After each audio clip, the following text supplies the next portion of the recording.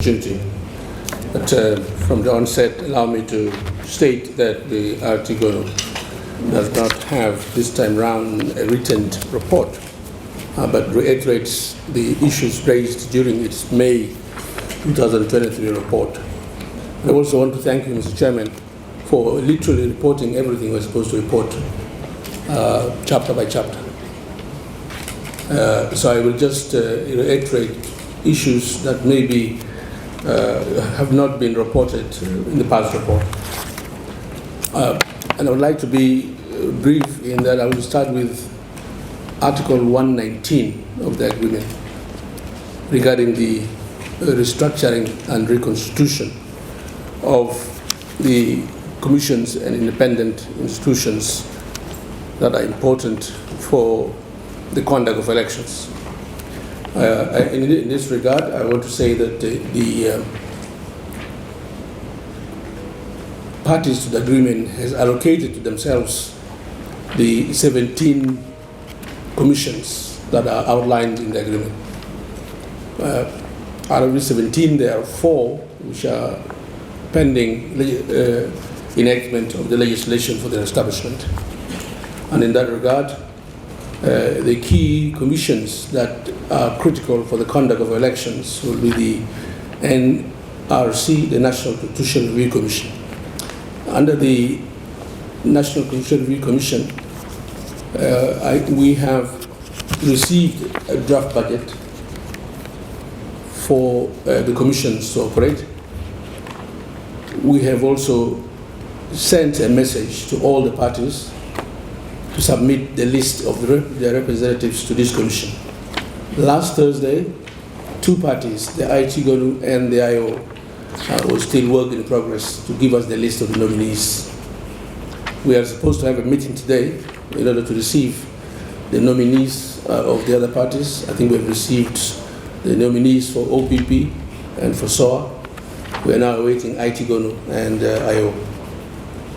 And that will then conclude, once appointed by the President, conclude the enactment and establishment of the National Constitutional Review Commission.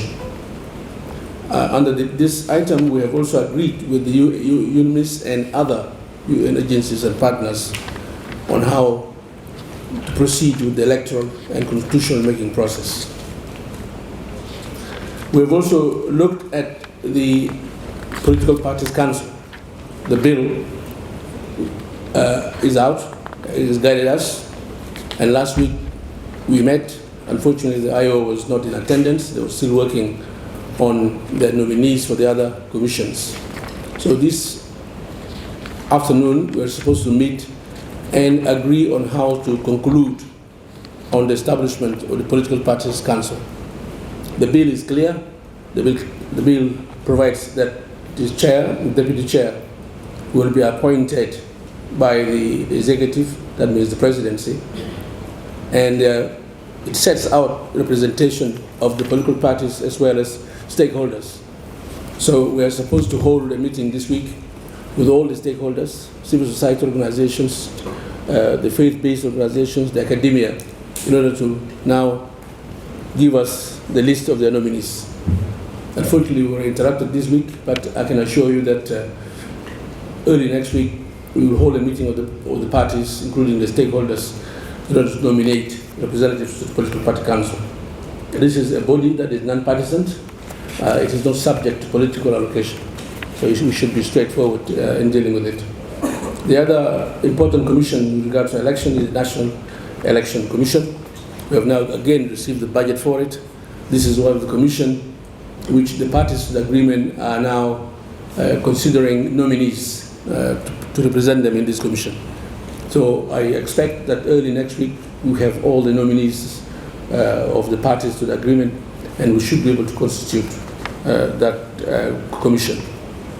In terms of criticality of the commissions for the process of election, I think these are the 3 important commissions: the National Constitutional Review Commission, the National Election Commission, and the Political Parties Council. These, I think, are the most critical. The other commissions are important as they are, but they are also being reconstituted.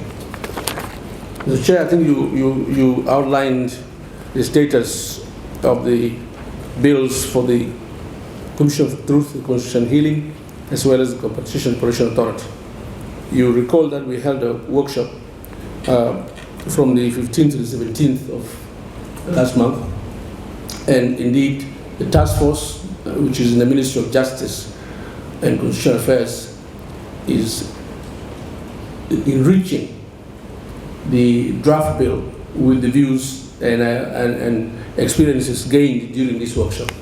So I expect also that these two bills should be available anytime from next month.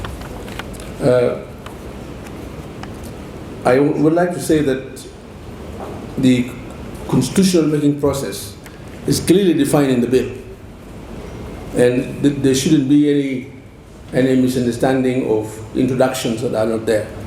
I'm told some people have drafted their own draft bill, law or constitution, but I want to say that the drafting of the constitution is the matter of the Republic of South Sudan.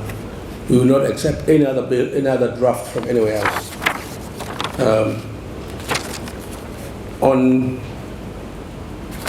On the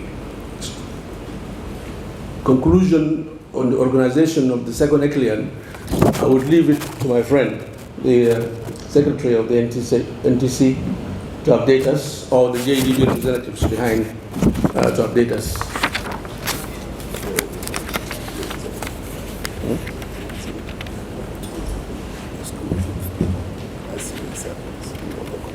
Yeah, I mentioned this before. My colleague is just reminding me to say that one of the delays in the establishment commission was the sharing of the position of executive director.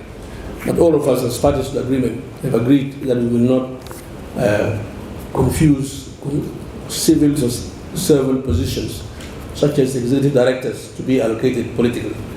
So we are only sharing the chair and the deputy chair, and not the executive directors. This applies to all the commissions.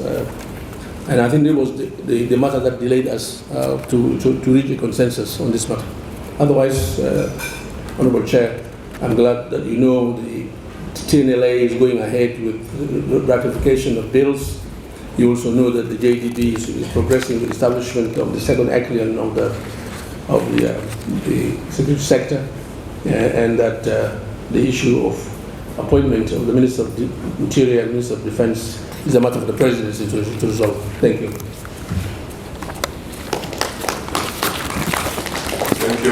Thank you for the government acting report. Now I request the NTSC report